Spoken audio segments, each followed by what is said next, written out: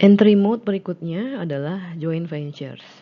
Investor asing seringnya bergabung dengan investor lokal untuk membentuk perusahaan joint venture di mana mereka membagi kepemilikan dan juga membagi kontrol atas perusahaan. Joint venture ini penting terkadang untuk dibentuk atas alasan ekonomi dan juga politik. Perusahaan asing mungkin kurang memiliki sumber daya finansial, fisik, dan manajerial yang cukup untuk dapat menjalankan perusahaan di negara asing sendirian. Maka ia perlu untuk menggandeng partner lokal di negara target tersebut. Atau alasan politik yang melandasi terbentuknya joint ventures adalah pemerintah di negara asing yang menjadi tujuan pasar itu mereka mengharuskan perusahaan asing yang ingin beroperasi di negaranya untuk membentuk suatu joint ownership atau kepemilikan bersama dengan perusahaan lokal sebagai syarat perusahaan asing untuk dapat masuk ke negaranya. Joint ownership juga memiliki kelemahan, yaitu partner perusahaan yang menjadi partner dapat tidak setuju pada beberapa hal, katakanlah contohnya dalam hal investasi, dalam hal cara-cara pemasaran, dan kebijakan-kebijakan perusahaan lainnya. Contoh dalam hal pembagian keuntungan, satu partner dapat menginginkan untuk mereinvestasikan pendapatan mereka untuk dapat menyokong pertumbuhan perusahaan lebih lanjut, namun mungkin saja partner lokal atau partner asingnya tidak setuju dan mereka lebih memilih untuk membagikan dividen. Jadi itu salah satu contoh hal-hal yang dapat menjadi sumber ketidakakuran antar dua perusahaan yang melakukan joint ventures. Entry mode berikutnya adalah direct investment atau investasi langsung. Dalam skenario ini, perusahaan asing dapat membeli sebagian atau seluruh kepemilikan pada perusahaan lokal di pasar negara asing yang menjadi tujuan pasar. Atau perusahaan asing bisa saja membangun fasilitas pabriknya sendiri dan fasilitas layanan atau perusahaan mereka dari nol. Apabila ukuran pasar ini cukup besar di negara asing yang menjadi target, investasi langsung ini dapat memberikan beberapa keuntungan. Yang pertama adalah perusahaan dapat memperoleh penghematan dalam hal sumber daya manusia atau upah tenaga kerja yang lebih murah di negara asing tujuan. Apalagi jika negara tujuan tersebut adalah negara yang berkembang, maka tentu dari segi tingkat upah pasti lebih murah dibandingkan dengan di negara maju, sehingga investasi langsung menjadi cukup menarik karena perusahaan dapat menghemat upah tenaga kerja. Di samping juga harga material atau bahan baku yang lebih murah juga. Di samping itu, dengan melakukan investasi langsung di negara tujuan, biasanya perusahaan asing memperoleh insentif dari pemerintah dalam bentuk tax holiday atau pengurangan pajak dan yang lain-lain. Dan juga keuntungan lainnya adalah penghematan dalam biaya pengiriman. Jadi dengan beroperasi langsung di negara tujuan, perusahaan tidak perlu lagi untuk mengirim produk mereka, mengekspor ke negara tujuan. Kemudian yang kedua adalah keuntungannya perusahaan dapat memperkuat citranya di negara tujuan tersebut karena perusahaan ini menciptakan lapangan kerja karena mereka melakukan investasi langsung di sana dengan membangun perusahaan dari nol ataukah dengan membeli perusahaan lokal yang sudah berjalan, mereka dapat menciptakan lapangan pekerjaan sehingga dapat memperoleh image yang cukup baik di pasar negara tujuan. Keuntungan yang ketiga adalah dengan melakukan investasi langsung, perusahaan dapat memperkuat hubungannya dengan pemerintah lokal, dengan konsumen lokal, supplier, distributor lokal, yang memungkinkan perusahaan untuk dapat mengadaptasikan produknya lebih baik terhadap lingkungan pasar lokal. Keuntungan keempat adalah perusahaan memperoleh kontrol sepenuhnya atas investasi mereka di negara tersebut, sehingga perusahaan dapat mengembangkan kebijakan manufaktur dan kebijakan pemasaran yang sesuai dengan tujuan internasional jangka panjang mereka. Kemudian yang kelima adalah perusahaan dapat menjamin akses ke pasar lokal apabila pemerintah lokal ini mengharuskan adanya domestic content bagi produk-produk yang dipasarkan di negaranya. Karena dengan melakukan investasi langsung artinya perusahaan sudah beroperasi langsung di negara tujuan, membeli bahan baku lokal, menggunakan sumber daya lokal, sehingga domestic content atau local content ini sudah ada di produknya sehingga dapat diterima dan sesuai dengan kebijakan pemerintah lokal. Sedangkan kelemahan utama dari investasi langsung adalah jumlah investasi yang dibutuhkan sangat besar apabila dibandingkan dengan mode-mode entry yang kita bahas sebelumnya, licensing, franchising, ekspor, dan lain-lain. Karena perusahaan ini membangun perusahaan dari nol di negara asing. Jika kalau tidak membeli perusahaan lokal secara keseluruhan, ini membutuhkan investasi yang besar.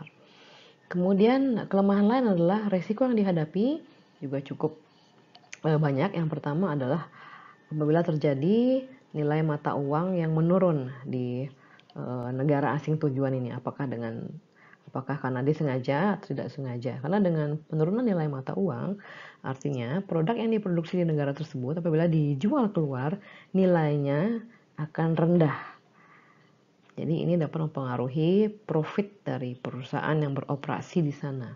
Kemudian risiko kedua adalah pasar yang memburuk, mungkin karena situasi ekonomi sedang tidak baik ataupun karena situasi politik juga tidak baik, sehingga daya beli masyarakat menurun.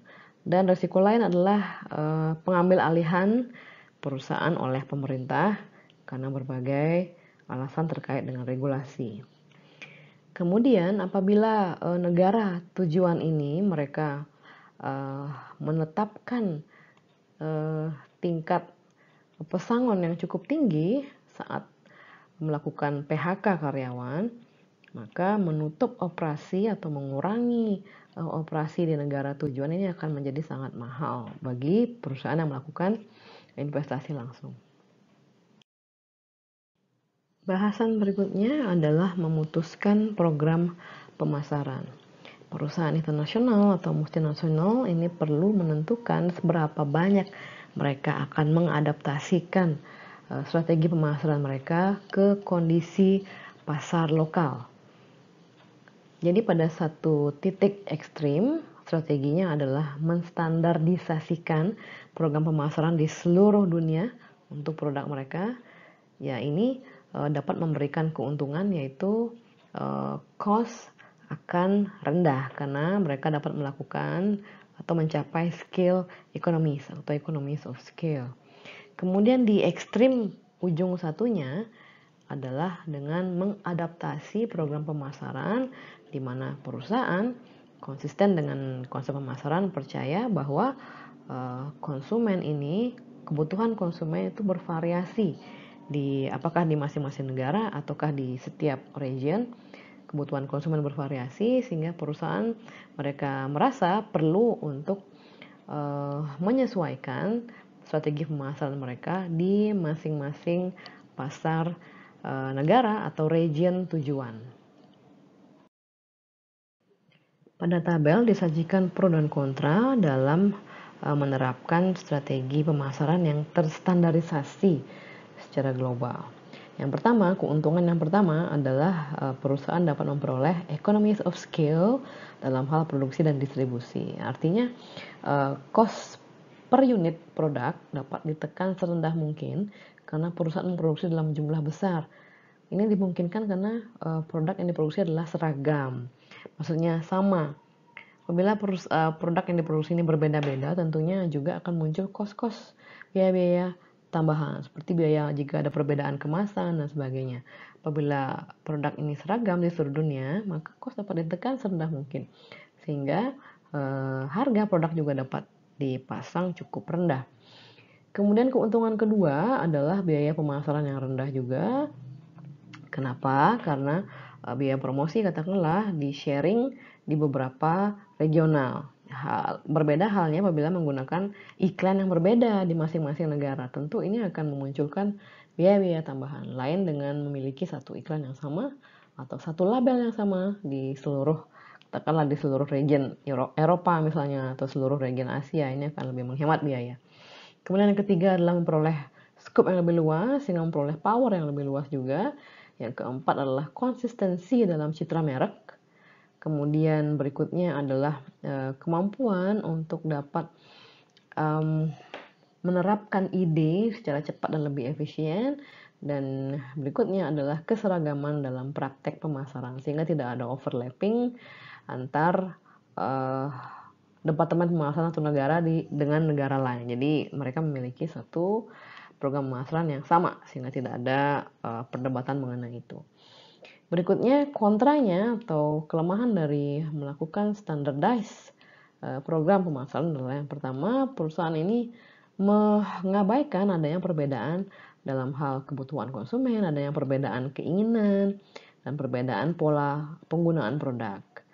Kemudian berikutnya adalah kelemahannya adalah perusahaan ini mengabaikan adanya perbedaan dalam hal respon konsumen terhadap program marketing dan juga aktivitas marketing. Juga mengabaikan pengembangan brand dan produk dan juga mengabaikan lingkungan kompetisi di masing-masing negara tujuan karena lingkungan kompetisi yang berbeda itu dirasa perlu untuk melakukan penyesuaian strategi pemasaran dan standardized marketing program ini juga dirasa mengabaikan perbedaan dalam hal lingkungan hukum di masing-masing negara tujuan, perbedaan institusi pemasaran, dan juga perbedaan pada prosedur administrasi di masing-masing negara yang tentunya juga membutuhkan strategi pemasaran yang berbeda-beda. Poin bahasan berikutnya adalah kesamaan global dan perbedaan global. Perkembangan dari internet yaitu website, kemudian semakin menjamurnya TV kabel dan satellite TV, kemudian semakin terkoneksinya jaringan telekomunikasi di seluruh dunia. Hal ini menyebabkan gaya hidup yang semakin serupa di seluruh dunia. Jadi implikasinya adalah katakanlah orang-orang di Indonesia mereka jadi mengetahui merek-merek apa sih yang digunakan di luar negeri dan produk-produk apa yang ada di luar negeri sehingga orang Indonesia juga menginginkan hal yang sama seperti yang dimiliki oleh orang-orang di regional Amerika atau Eropa. Katakanlah mereka menginginkan menggunakan smartphone dan bermerek iPhone, orang Indonesia juga menginginkan hal yang sama, mobil listrik bermerek Tesla juga seperti itu. Jadi dengan semakin serupanya kebutuhan konsumen dan keinginan konsumen yang semakin serupa di seluruh dunia, ini menciptakan pasar global yang sesuai untuk produk-produk yang terstandardisasi di seluruh dunia. Jadi ini umumnya untuk pasar-pasar yang middle class, artinya pasar-pasar untuk konsumen usia muda dan di kelas menengah. Namun tidak semua produk dapat dilakukan standarisasi dan dipasarkan secara sama di seluruh dunia. Ada juga produk-produk yang memang perlu untuk diadaptasi di masing-masing negara tujuan atau di masing-masing regional karena produk tersebut karakteristiknya bukan merupakan produk yang bisa distandarisasi. Umumnya produk-produk yang bisa distandarisasi adalah produk-produk sekelas produk teknologi, seperti itu produk-produk elektronik itu dapat distandarisasi. Tapi produk-produk yang cukup terikat dengan kebudayaan masing-masing negara, contohnya adalah produk makanan, ini sangat dipengaruhi oleh budaya masing-masing negara, ini perlu untuk dilakukan adaptasi. Jadi budaya juga mempengaruhi selera masyarakat terhadap makanan. Jadi seberapa manis makanan dan kemudian ada makanan yang tidak boleh dikonsumsi dan sebagainya. Jadi karena ada perbedaan-perbedaan ini, maka produk-produk yang tidak bisa distandarisasi karena perbedaan pasar yang cukup mencolok, jadi ini setidaknya perlu untuk dilakukan adaptasi. Jadi contohnya Coca-Cola ini walaupun Coca-Cola ya, dia juga melakukan adaptasi. Tidak semua Coca-Cola sama di seluruh dunia. Jadi Coca-Cola ini lebih manis dan tidak terlalu tercarbonated di beberapa negara. Jadi ada beberapa aspek-aspek yang dapat dilakukan adaptasi jika diperlukan. Yang pertama adalah fitur-fitur produk, kemudian labelnya. Label ini mungkin menyesuaikan dengan bahasa negara tujuan, jadi labeling di Asia mungkin berbeda dengan labeling di Amerika. Kemudian pewarnaan, karena beberapa warna ini diasumsikan berbeda di masing-masing negara. Katakanlah di Cina mereka mungkin lebih menyukai warna-warna mencolok seperti merah, namun di Jepang warna-warna mencolok justru kurang disukai. Mereka lebih memilih warna-warna soft seperti warna pastel. Kemudian dapat diadaptasi adalah material atau bahan bakunya, menyesuaikan dengan selera pasar di negara tujuan. Kemudian yang dapat diadaptasi juga adalah strategi promosinya, promosi penjualan. Kemudian media iklannya.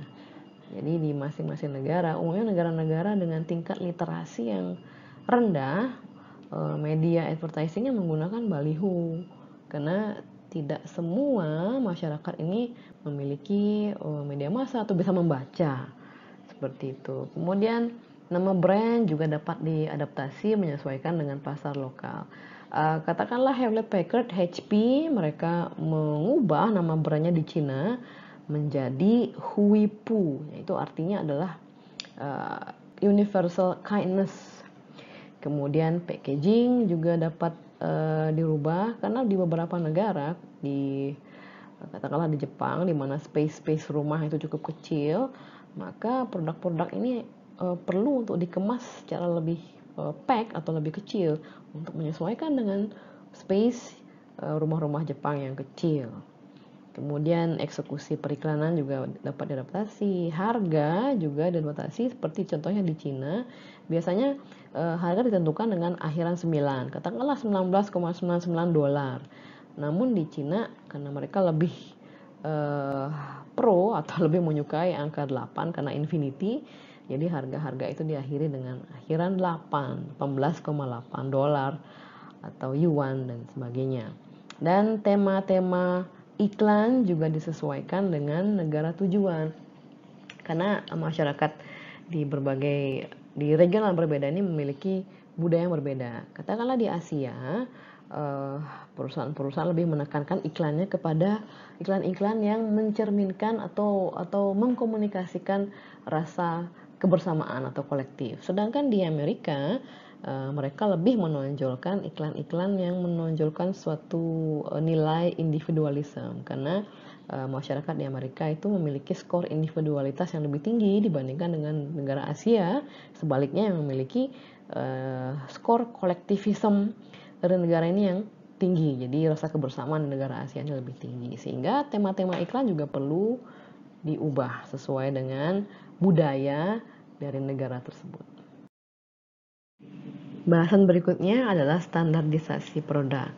Jadi selain produk teknologi dan juga elektronik, produk yang juga dapat distandarisasi di seluruh dunia contohnya adalah produk-produk high-end atau barang-barang mewah. Jadi kenapa? Alasannya adalah karena produk-produk ini, karena kualitas dan prestis ini sering dapat dipasarkan secara sama di seluruh dunia. Karena prestis ini merupakan suatu nilai yang universal di seluruh dunia, sehingga dapat diiklankan, kemudian produknya juga dapat dipasarkan secara sama. Karena kalau berbeda justru itu mengurangi nilai prestisnya. Kemudian di sisi lain produk-produk seperti makanan dan minuman ini lebih challenging, lebih menantang untuk menggunakan strategi standarisasi, karena ada perbedaan taste dan perbedaan kebiasaan, perbedaan budaya di masing-masing negara, sehingga produk-produk food dan beverage ini perlu untuk dilakukan adaptasi yang memang diperlukan untuk dapat diterima oleh pasar. Terdapat 5 kombinasi strategi produk dan strategi komunikasi. Yang pertama adalah straight extension. Dalam straight extension, perusahaan memperkenalkan produk di pasar asing tanpa melakukan perubahan sedikit pun pada produknya, dan tidak juga ada perubahan pada strategi komunikasi pemasarannya. Strategi ini cukup menarik bagi perusahaan karena tidak dibutuhkan biaya tambahan dalam hal R&D, kemudian tidak ada biaya tambahan untuk retooling pabrik, karena biasanya retooling dilakukan apabila terdapat sedikit modifikasi pada produk. Kemudian tidak perlu melakukan modifikasi pada promosi, dan strategi ini cukup sukses untuk produk-produk teknologi seperti kamera, kemudian produk elektronik, dan produk-produk mesin-mesin lainnya yang digunakan secara standar di seluruh dunia.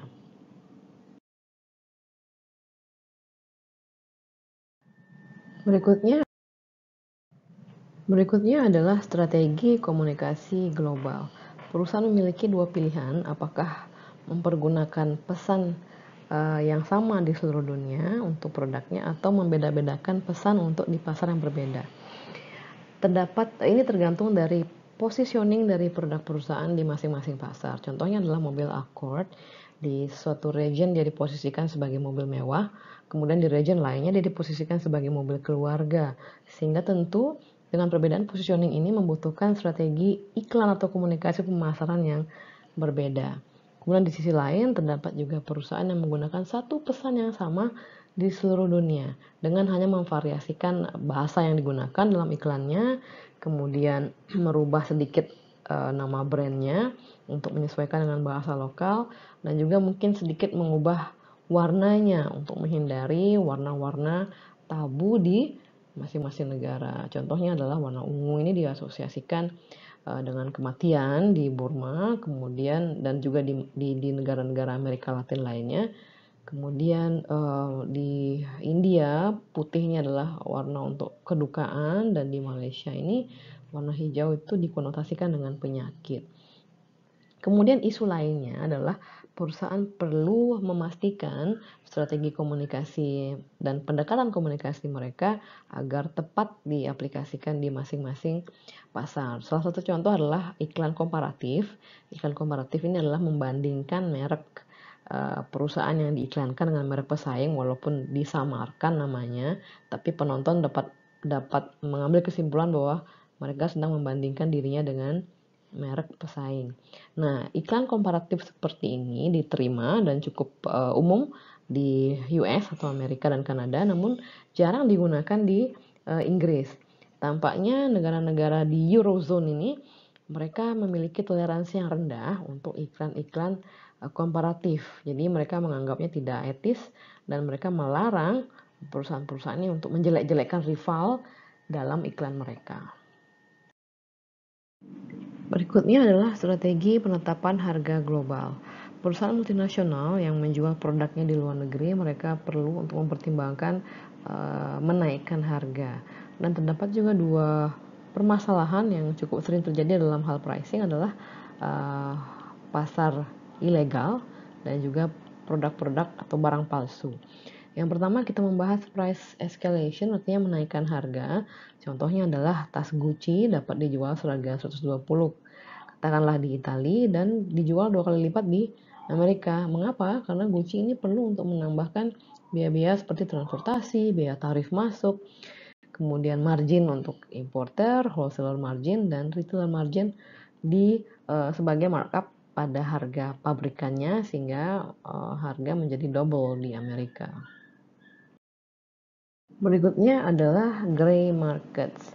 Jadi gray markets ini terjadi saat distributor di negara-negara yang memperoleh harga rendah dari perusahaan, mereka menemukan cara-cara untuk menjual produk tersebut di negara-negara di mana produk tersebut dibanderol dengan harga mahal. Sehingga distributor ini menghasilkan profit lebih tinggi dengan menjual produk-produknya dan mengarahkan produknya ke negara yang menjual dengan harga tinggi tersebut. Jadi perusahaan multinasional berusaha untuk mencegah gray market ini dengan betul-betul memberikan kebijakan yang ketat bagi para distributor dan memberikan penalti atau hukuman bagi distributor yang melakukan aktivitas ini. Kemudian menaikkan harganya bagi distributor yang memperoleh harga sangat rendah, dan juga perusahaan dapat mengubah atau memodifikasi produk atau modifikasi garansi atau layanan tambahan untuk negara-negara yang berbeda untuk menjustifikasi perbedaan harga tersebut. Bahasan berikutnya adalah barang-barang palsu. Umumnya merek-merek yang populer pasti ada orang-orang yang memalsukan produknya, terutama dengan adanya website ini cukup problematik Karena contohnya adalah Louis Vuitton dan Christian Dior ini setelah mensurvei banyak item-item mereka menemukan atau mengestimasi bahwa 90% produk Louis Vuitton dan Christian Dior yang di list di website itu adalah palsu. Dan mereka ini melawan balik dengan menggunakan software yang disebut dengan web crawling. Jadi web crawling ini dapat mendeteksi adanya pemalsuan dan secara otomatis mereka memperingatkan para pelanggar-pelanggar ini tanpa perlu untuk melakukan interaksi face to face atau human intervention. Contohnya adalah QSnet ini adalah pembuat alat peralatan golf. Nah, mereka berhasil shutdown atau menutup 75 auctions atau pelelangan untuk produk stick mereka hanya dalam 1 hari dengan menggunakan software web crawling dengan hanya sekali mouse click. Dengan menggunakan teknologi web crawling, perusahaan dapat mencari produk-produk atau toko-toko pemalsu. Jadi mereka dapat mencari ini dan mencari dengan mendeteksi nama-nama domain yang sama dengan brand perusahaan, dan mereka web crawling teknologi ini dapat mencari website yang tidak resmi yang mempergunakan logo asli perusahaan atau nama brand perusahaan di halaman websitenya. Dengan web crawling teknologi juga dapat mengecek penggunaan keyword seperti murah, diskon, otentik, variasi pabrik, dan juga dapat menemukan warna-warna produk yang tidak pernah dibuat oleh pabrik produsen asli, dan mendeteksi juga produk-produk perusahaan yang dibanderol dengan harga jauh lebih murah. Bahasan berikutnya adalah country of origin effect, artinya efek negara asal. Jadi dalam hal ini pemasar mengetahui bahwa konsumen ini memiliki suatu sikap dan keyakinan bahwa produk-produk dari negara-negara tertentu ini memiliki kualitas tersendiri. Katakanlah apabila produk-produk yang berasal dari Prancis ini pasti stylish dan fashionable. Oleh karena itu maka beberapa perusahaan mereka menamakan mereknya dengan nama-nama Prancis, padahal produknya tidak dibuat di Prancis, tidak ada hubungannya sama sekali dengan Prancis. Contohnya produk Pierre Cardin yang dipasarkan di Indonesia sebetulnya bukan dari Prancis tapi dibuat di atau adalah merupakan produk asli Indonesia, hanya di label dengan nama itu untuk mencirikan atau merepresentasikan suatu produk yang stylish dan juga fashionable dan lain-lain. Kemudian coklat, katakanlah coklat itu terkenal berkualitas yang berasal dari Belgia, makanya sering terdengar bahwa ini terbuat dari Belgian coklat dan sebagainya. Kemudian produk-produk mesin dan teknologi umumnya itu unggul berasal dari Jerman, sehingga pemasar ini sering mencoba untuk memberikan sedikit sentuhan Jerman pada nama produknya ataupun atribut-atribut lainnya yang mencirikan bahwa produk ini dibuat dari negara tersebut.